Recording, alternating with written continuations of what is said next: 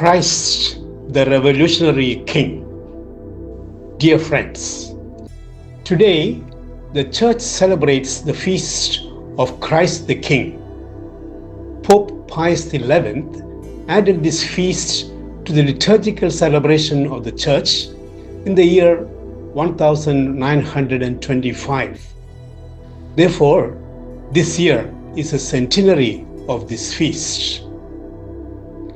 Pope Pius XI instituted it as a response of the Church to the waning respect for Christ in the world and the rising waves of atheism and dictatorship like that of Hitler. Today is the last Sunday of the liturgical year 2, teaching us that our whole liturgy moves towards this great reality that Christ is the King. There once lived a king who inherited a rich kingdom. He was surrounded by much opulence and power. Famous and rich people came paying homage to him. The soldiers gave protection for every step of his. Gradually, he also realized that the majority of the people of his kingdom lived in misery, and they never appeared in his presence. One night, he disguised himself and slipped out through the secret door of his palace, unguarded and poorly dressed.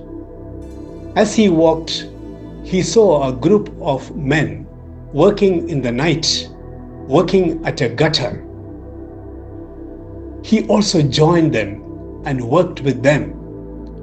No one recognized him as king as they informally chatted with him. Many days passed in this way, meeting especially the poor of his kingdom in various settings.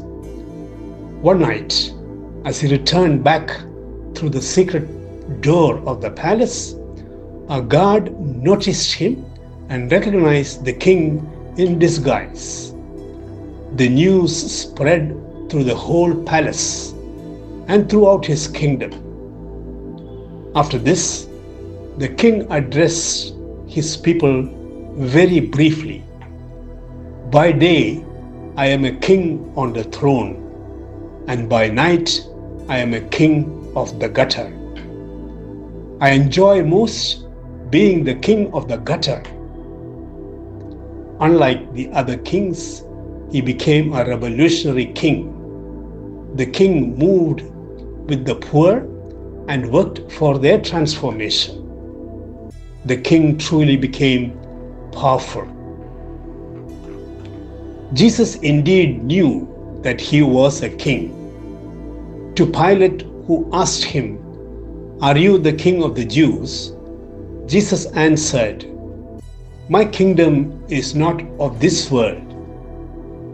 He is a king, but the style of kingship of Jesus is not like that of the world. He exercised his authority differently. In Mark chapter 10, verses 42 to 45, Jesus tells his disciples who are fighting among themselves for authority, "You know that among the Gentiles, those who they recognize as their leaders lord it over them, and their great ones are tyrants over them. But it shall not be this way among you. Instead, whoever wants to become great among you must be your servant, and whoever wants to be first must be the slave of all. For even the Son of Man did not come to be served, but to serve, and to give his life as a ransom for many." Jesus knew the types of kingship ruling the world. Jesus' style was different.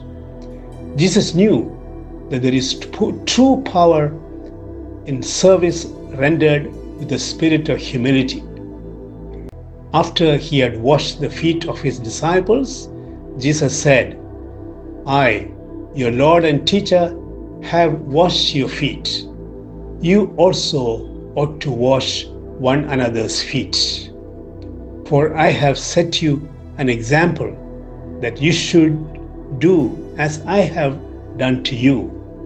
John 13, verses 14-15. Jesus was indeed a revolutionary king. Who is our king? Jesus is our king. How does he relate to us? Like a tyrant and boss, or like a humble servant? Are we able to experience this dimension of his kingship in our life? And how do we relate to Jesus, our king? Kim Chi-ha is a Korean playwright. His famous play is titled The Gold-Crowned Jesus, in which he narrates how Christianity projects Jesus as a pompous, powerful, and otherworldly king, far up in heaven, with no connection with human life. In our devotion and prayer, let us not make him into a gold-crowned and distant king. He is a king who is one with us. He is our bone and flesh. May his example also inspire us in our relationship with one another.